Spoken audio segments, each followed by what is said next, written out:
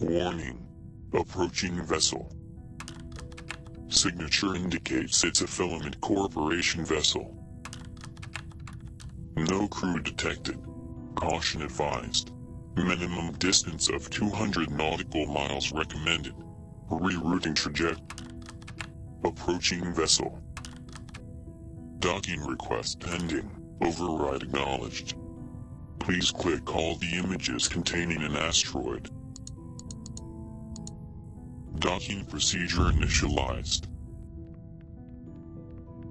3, 2, 1. Docking complete. Welcome to your destination.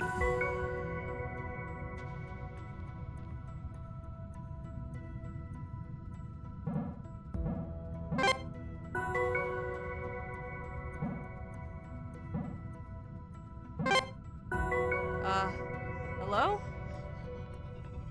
Is someone there? Hi? You, in the dungarees. I can see you standing over there. Pick up the radio. Pick it up. Hello? Hello? Hello? Hello? Hello? Hello? Hello?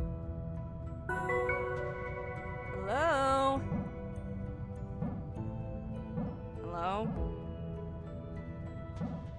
Hello?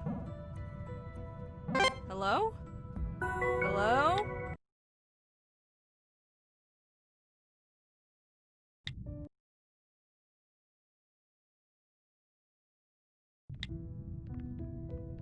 What do you know? You're a natural. Looks to me like you shut it down entirely, which makes a lot of sense now that I think about it. I never imagined how much the anchors would mess with the ship's systems when the others installed them. I guess they really fried some circuits down there, huh? On the bright side, I do now appear to have full access to the annex you're standing in. Now, I know it's a big ask, considering we just met and I've already insulted you, but if you keep shutting down the anchors like that, I might have a real chance at getting out of here alive. What do you say?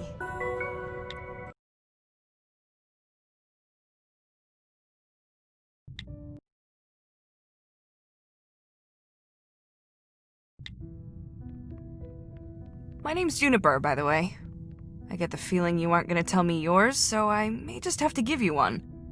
Filament Corp protocol is to allocate every loyal operative a color-based codename. Unfortunately, no one told you that you should just pick one color and stick with it. Honestly, what I'm seeing is a little bit of a mess, so I might need to take a different approach to naming you. Red and blue are heroic, and you are my hero. But those are taken, and with all due respect, you've got nothing on Vermilion and yours truly. When I was a kid, I used to love this book. I would read it over and over again. The main character was Pluto, a socially inept bear with a can-do attitude. He tried his best. So, that's what I'm gonna call you. Pluto. Yeah, I like it.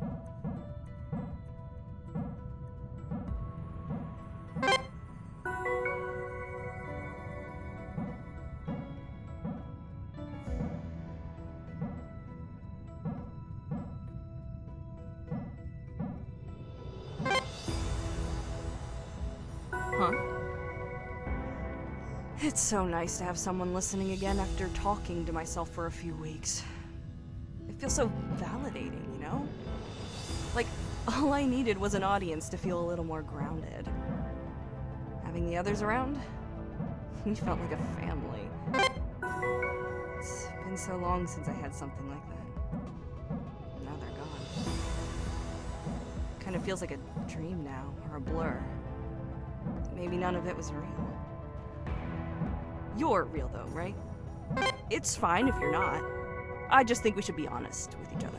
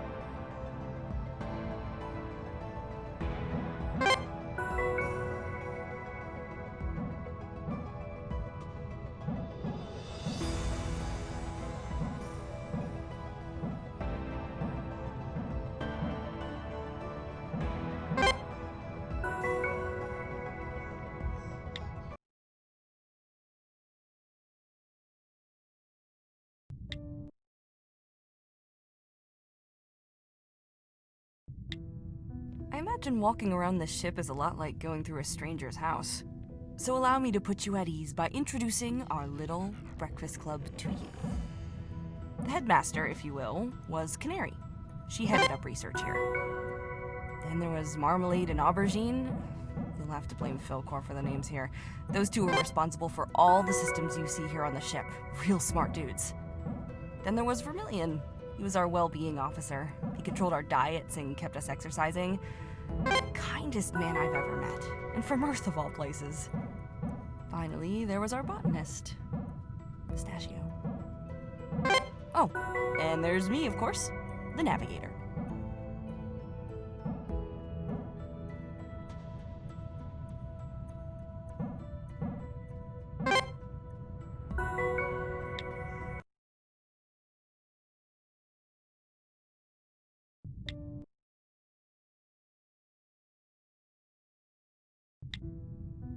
So, Pluto, despite having been here all but a single orbit, you're already making far more sense of these anchors than I ever did.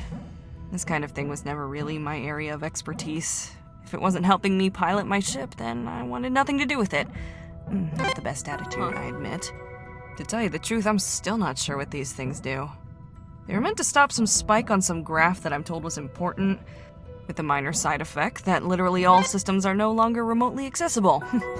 Useful, right?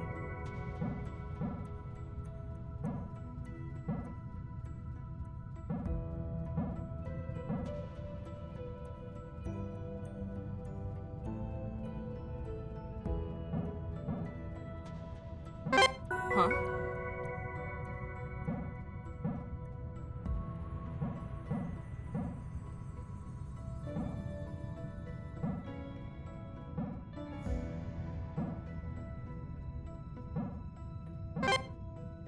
Huh?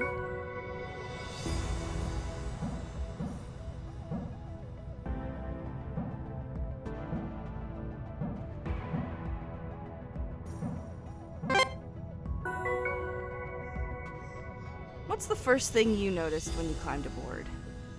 I'll tell you what it is for me. The smell. I always imagined the smell on a ship like this to be, like, clinical, you know? But no. Like freshly cut grass. Something to do with the oxygen recycling, I'm told. Goes a long way to help you forget you're trapped in a metal box.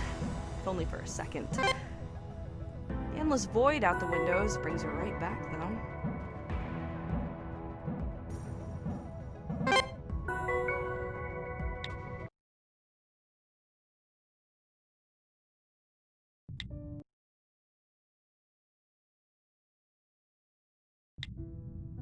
So, I've been eating emergency calorie paste for the duration of my time in this cockpit. Do you happen to know how many flavors of emergency calorie paste there are? 2. Huh? There are 2 flavors of emergency calorie paste. Initially, I figured that eating a different flavor each day was a good plan, but retrospectively, this is not the case. I now hate both equally. One of these allegedly tastes like mangoes, whatever those are. Bet you can't guess what the other is, though. I'll give you a hint. It spoils when it knows it's being eaten.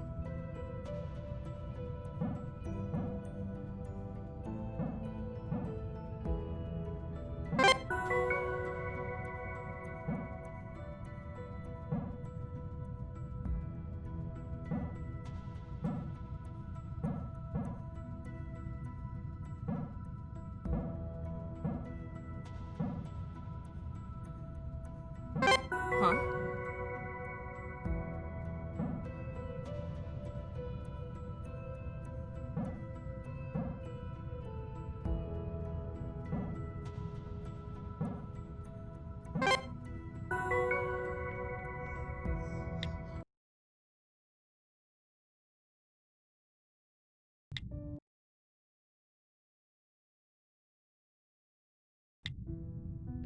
What do you know? It looks like you're actually getting somewhere. Go team. Every anchor you take down breathes life into my console up here. It's amazing. Currently, the bridge door is sealed off, but I think that if I get enough control back, I just might be able to force it open for you. That way, you can come up here and let me out, right? Of course, it's easier said than done, but we can cross that bridge when we get to it. Get it? Never mind.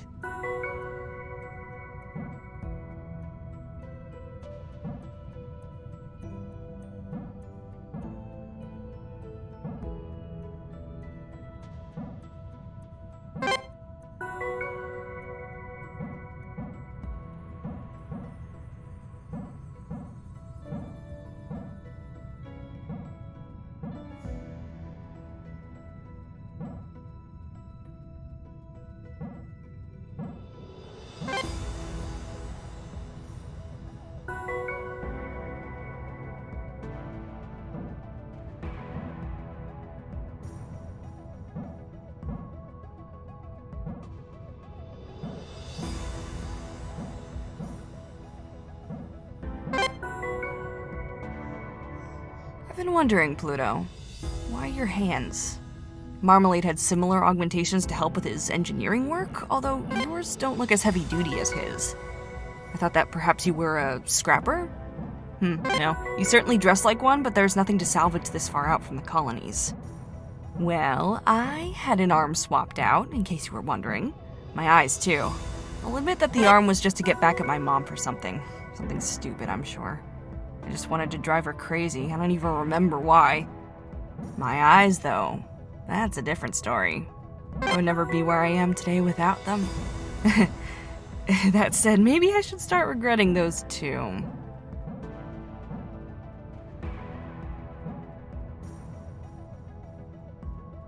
Huh? Do you want to know why we were all the way out here? At the very edge of recorded space? We are Genesis, guiding humanity into a new age to fulfill our potential and alter the trajectory of our species forever. It all begins here, at the edge of the known universe. Those were the lines that got me. I mean, who wouldn't want to be a part of that? Sounds great, right? Well, let me tell you what those words really mean. How would you like to travel incomprehensibly far away from everything you've ever known? To assess planets for habitability, to allow less expendable people to form new colonies and guide humanity into a new age. Sounds great, right?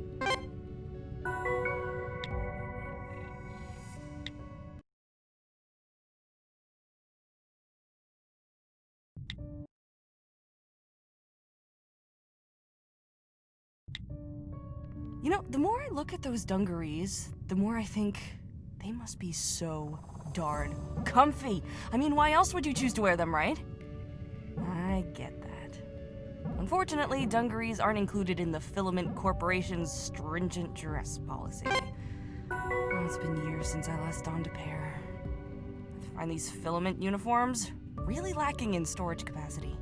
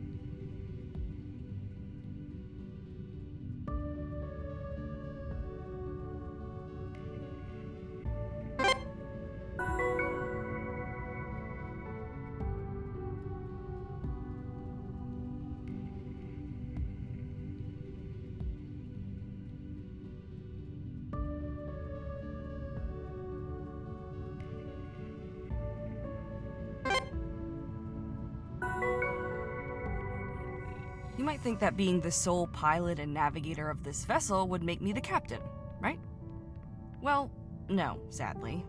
It's Filament Corp protocol to assign an off-ship captain, for reasons known only to them.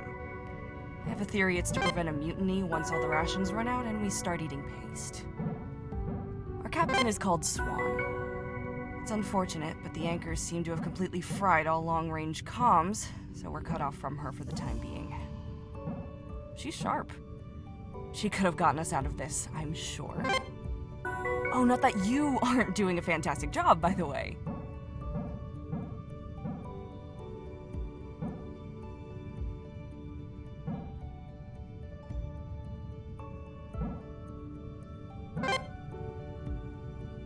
Huh? Say, Pluto? While you're lumbering around and routing through all of our personal belongings, do you think you could keep an eye out for the cats? There were 5 last time I counted. Now, if you're thinking that 5 cats is a wholly unreasonable amount of cats to keep on a vessel like this, then we're very much on the same page. As I understand it, there was some sort of mix-up when the Alabaster was assigned to ship Pet. The one we received just happened to be pregnant. I am not a cat person, so the sudden appearance of 400% more cat wasn't a welcome addition to my life. Still, I hope they're okay. As much as I hate those self-important furballs, Pistachio really had a soft spot for them.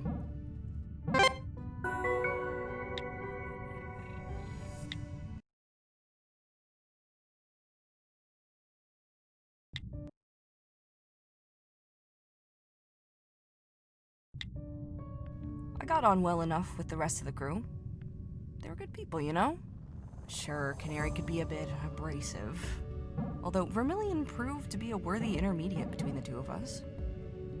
And it did take a lot of work to get Aubergine out of his room sometimes, but they were good people. Mostly. Pistachio, though? We spent a lot of time together over the last few months. I know she wouldn't have left me here. Huh?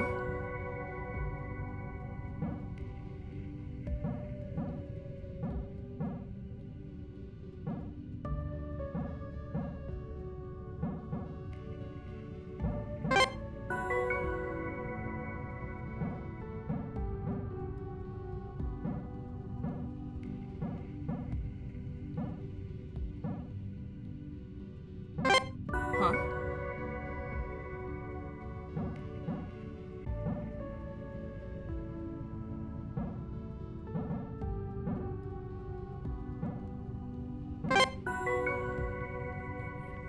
These anchors? Marmalade had a big part in getting them up and running. You and I are still getting to know each other, but from what I can tell, you two have a lot in common.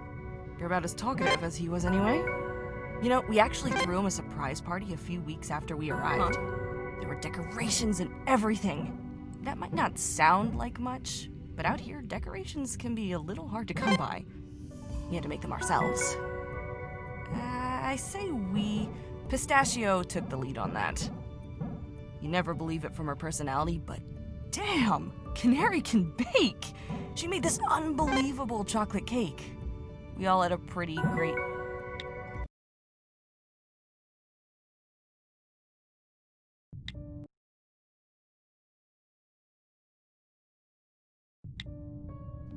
So, during the journey over here, something small collided with the hull. Due to the fact that we were all sound asleep at the time, we can't know for sure what the cause was, but the damage seemed minimal. Lucky. It could have been worse. Still, we figured the best course of action was to schedule a spacewalk to address the issue. As our only engineer, Marmalade didn't have much of a choice about whether or not to go outside. We have a buddy system in place, and he asked me to spot him. I've done my fair share of spacewalks. I knew what to expect. Marmalade, though, he was nervous. I could see him shaking while we suited up. It went okay at first. I did what I could to reassure him, and I thought he was holding in there. Then he almost got himself killed.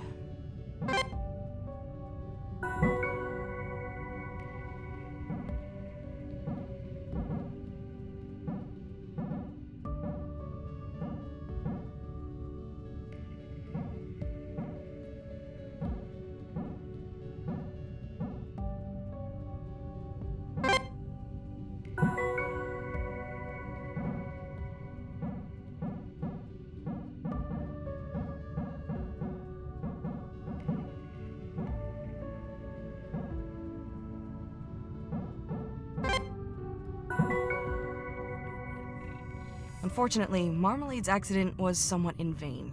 Not long after we arrived, I noticed the ship started to slip into a decaying orbit.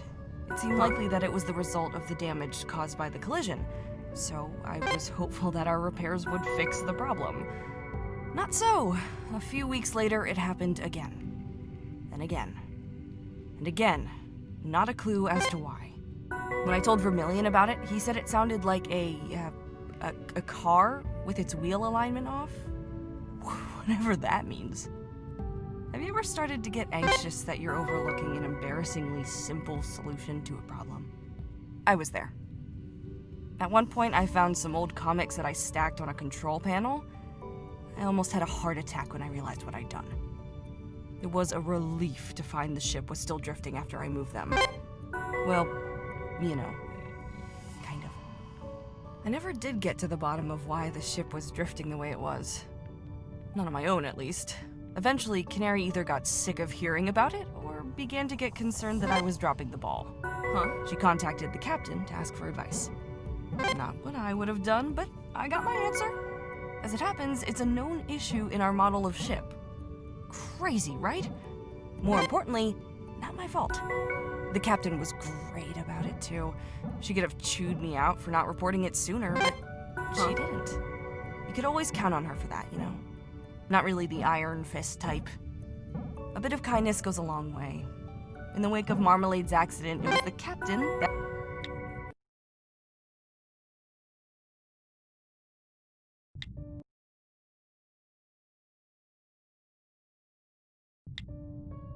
So, on the topic of cake, if the ship were a cake, I would start to express my concern for you about now. That is to say, you're about halfway done. Unlike a cake, though, your ultimate prize will be to clean up whatever mess Marmalade and Aubergine left in the bridge up here, rather than shame mixed with crippling health problems. I'd take my chances with the cake given the choice. Between the dungarees and fast food stickers, something tells me you would too.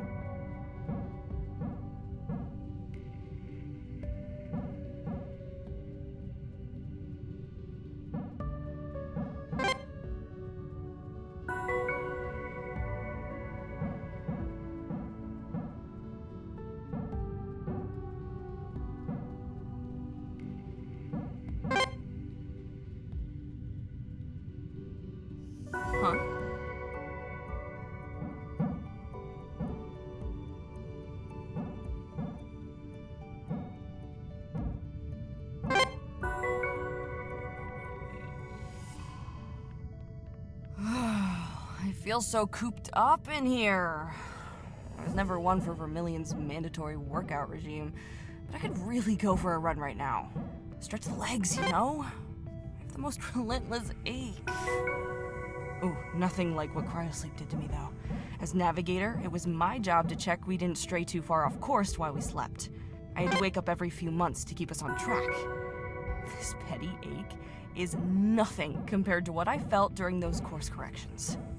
Never been a morning person, but that gave a whole new meaning to waking up early.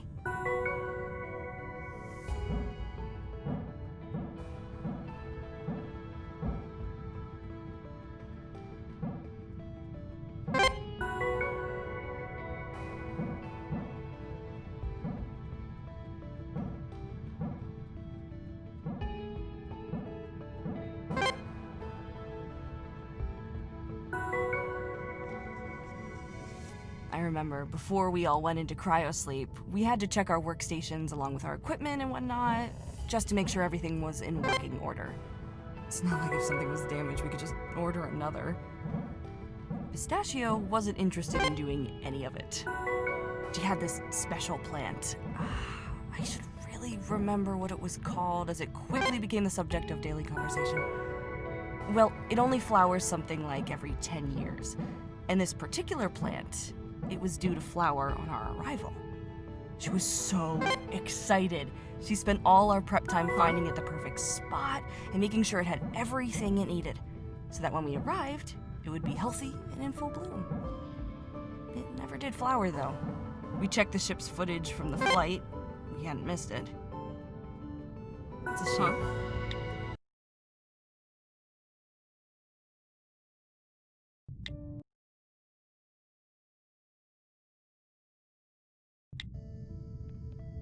ever since being stuck here, I find myself staring down at the planet for hours on end.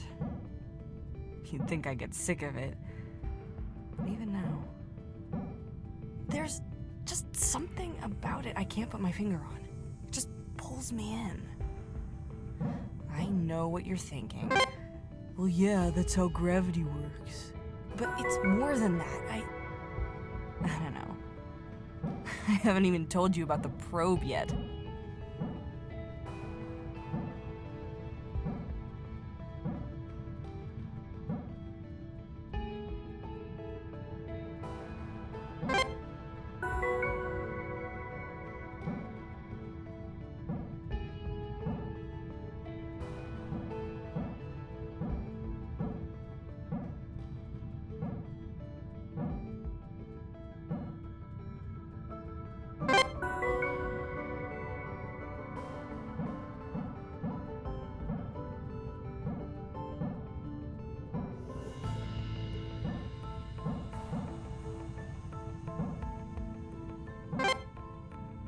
Huh?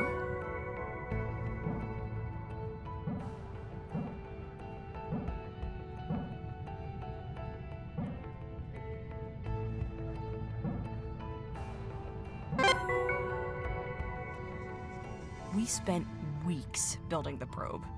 Canary headed up its construction. The Lantern II, it was called. We were all given a role to ensure its success. Mine was to plan its trajectory and pilot its descent. It felt good to work together on the probe, even if it was Canary overseeing it all. So far, all the information we'd gathered about the planet pointed to it being mostly habitable. It was exciting. We thought we were about to touch down on what could someday be humanity's next colony.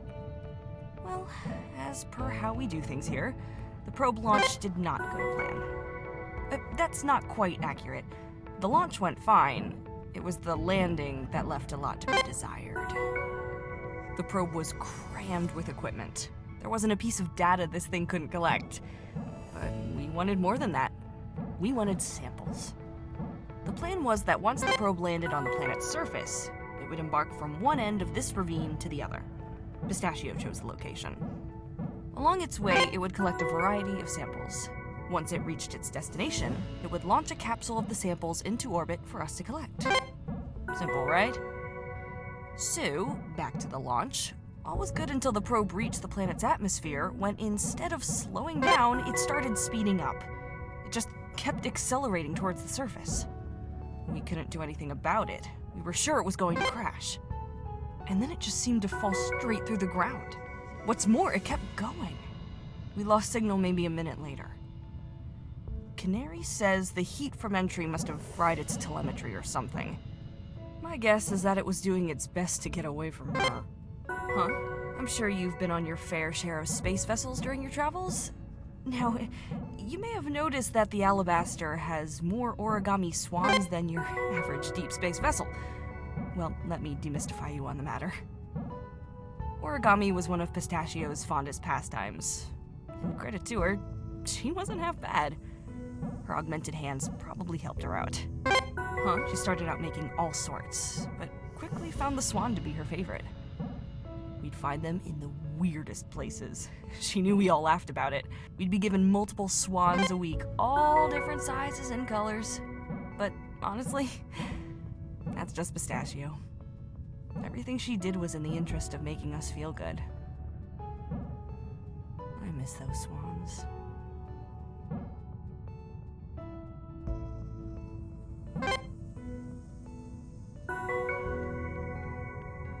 Do you want to know how this all started? I was just thinking about Pistachio some more. All of this, it started with her. After the failed probe launch, things started to go wrong. Equipment began intermittently acting funky, the ship was drifting more often, and Canary's readings of the planet were all over the place. Then Pistachio just disappeared. And I don't mean she ran off or anything. She literally just vanished. She wasn't on the ship anymore. All her stuff was still here, all the escape pods still in the bay. We searched. All we found were the clothes she was wearing on the floor in her lab. and her hands.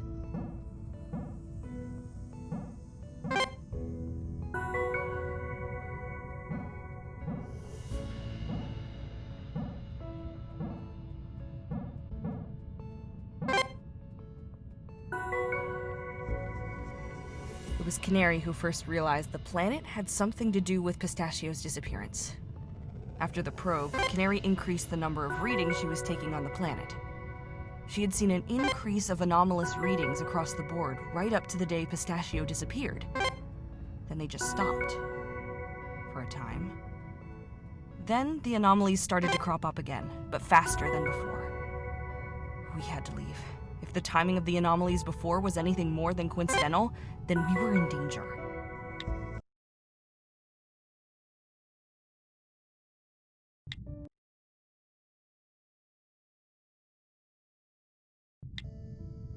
When we realized that we couldn't distance ourselves from the planet, we had an emergency meeting with the captain. She was as reliable as ever, calm and collected. Our first instinct was to use the escape pods, as we thought they might be small enough to escape the planet's pull.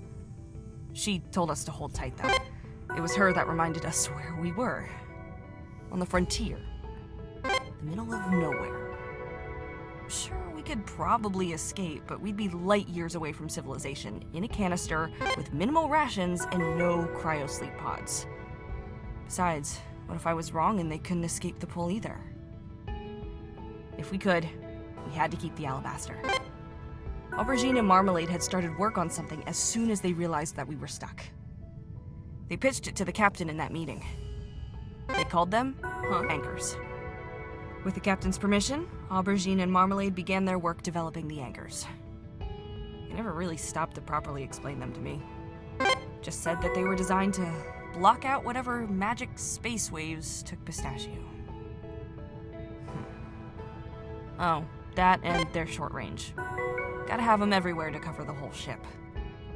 Canary helped them, running around, performing tests, advising them on this and that. I couldn't help. No engineer, no scientist. What was I supposed to do? To level with you, in that moment, I didn't want to help them anyway. I just lost Pistachio. I couldn't care less about helping ourselves. They tore the place apart installing them. Panels, vents, furniture. Nothing was safe from those two. Cables, everywhere. I was always tripping over them and then taking my anger out on whoever was closest. Not fair of me, I know. I was in a bad place. Not proud of how I acted at that time. Soon enough, the anchors were all over the ship, with just one place left to cover. The bridge. That actually meant I could be somewhat useful. I had to pull myself together, sit in the cockpit, and keep tabs on the ship's systems. Make sure the anchors were integrating properly. What could go wrong? The door was already closed when they flipped the switch. I sealed my own fate with that one. My whole console flared up and then shorted out. It was bright enough that the terminal keys left an imprint on my vision. To make things worse, I spilled my coffee in the process. I tried running out to the bridge to tell the others, but the door wouldn't open. I kept just mashing the release button. Nothing happened. I've never really felt claustrophobic before, but in that moment I did. I had to calm down, slow my breathing. It took Vermilion yelling through the door to finally get my head back together. Then, all I could do was wait.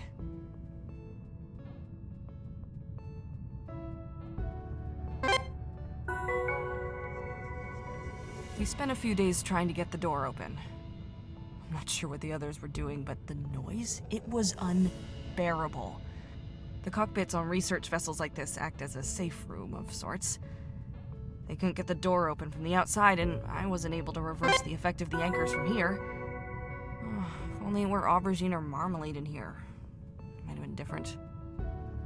Then, after a few days, the noise, it just stopped. They left. I don't blame them. Things were quickly getting worse. There was no way to know how long until the next disappearance. No doubt I would have left given the chance. So yeah, like I said,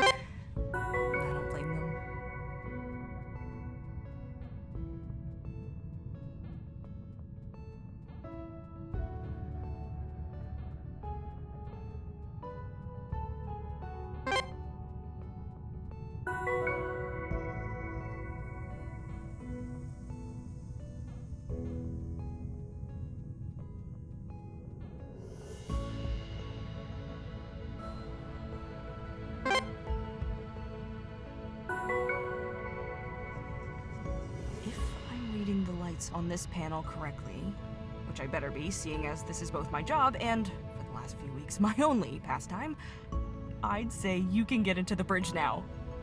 Woo! Sorry, I couldn't help it. It's all so exciting! Let's go. If you get yourself to the bridge door, we should be able to get this thing open. Huh?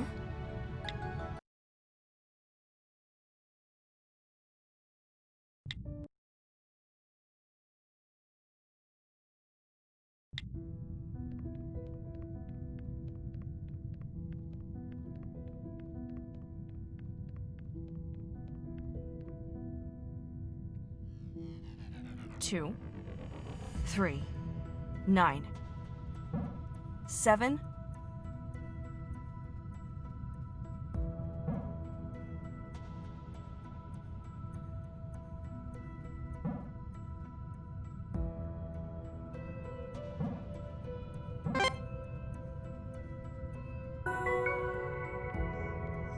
So the breaker? It's just over by the corner and... What the... Oh my god. They didn't leave.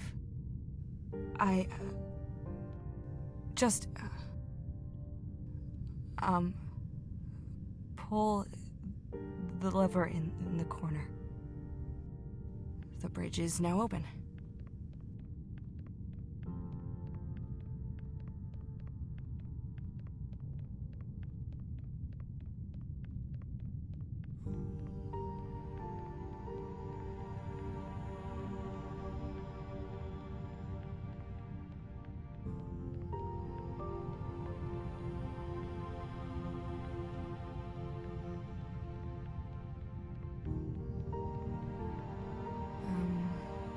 Welcome to the bridge.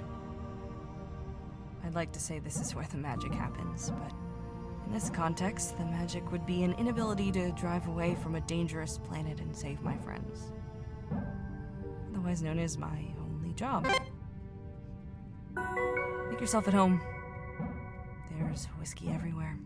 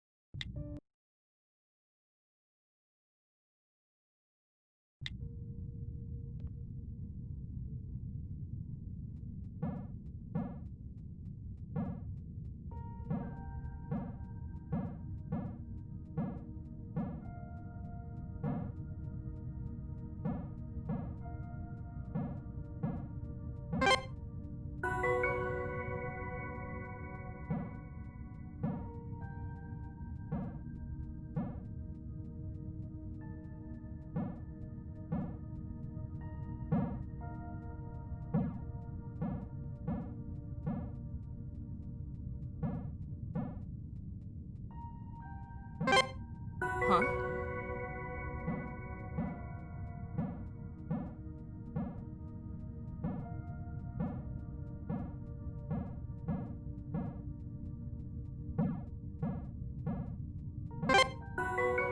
How can you still want to help me after what you saw downstairs? I thought for sure that you would leave, but here you are. Persistent.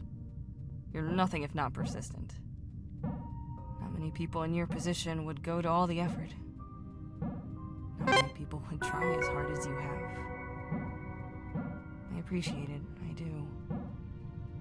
You're doing a good thing for me. I wish I could say the same.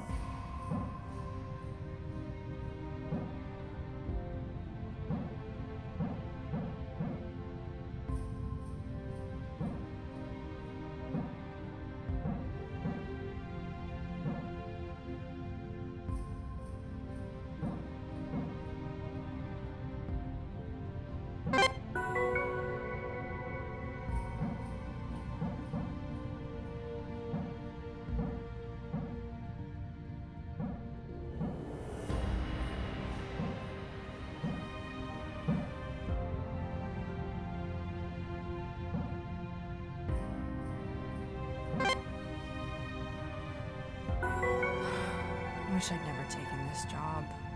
I never imagined this is where it would lead. It's just... I mean, if the Filament Corporation offers you a job, you take it. Otherwise, what work is out there, really? At least, that was what I heard growing up. I guess you're not really the right person to talk about this, are you? Do you ever think about where you would be right now if you'd taken a different line of work? Not here, probably. Clearly a smart guy. You could have made it big on one of the colonies, you know? Held down a desk job, pushed pencils for the higher-ups. Would have been more stable. Safer. You could have started a family. You don't have a family, do you?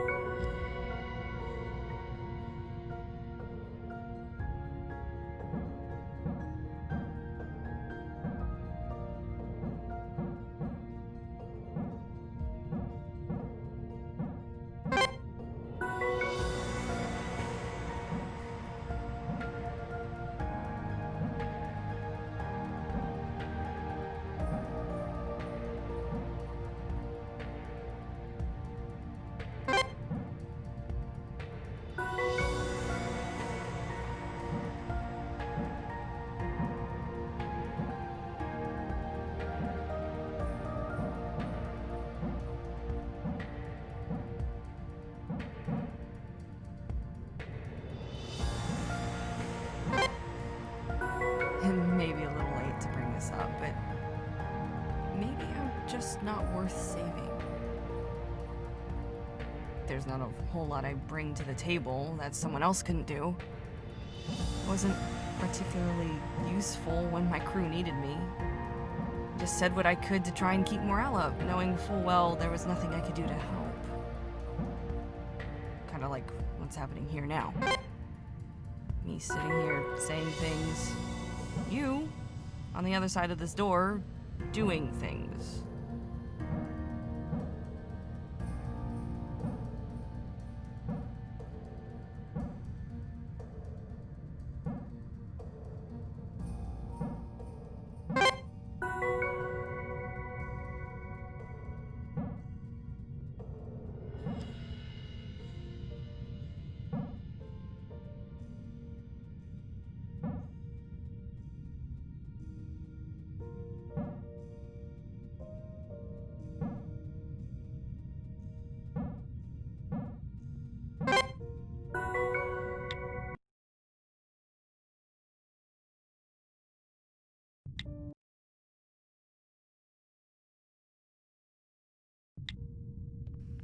Hey, would you look at that?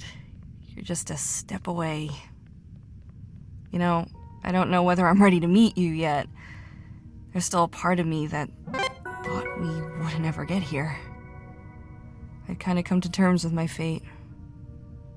But now, I guess I've got to prepare myself for what comes next.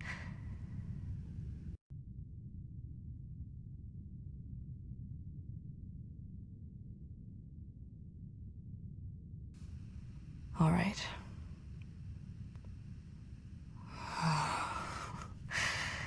This was always going to be difficult. I don't know why you had to do this.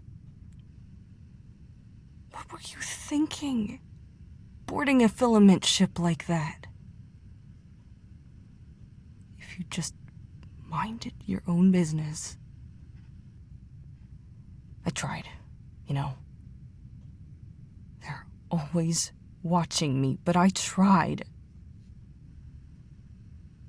Now here we are.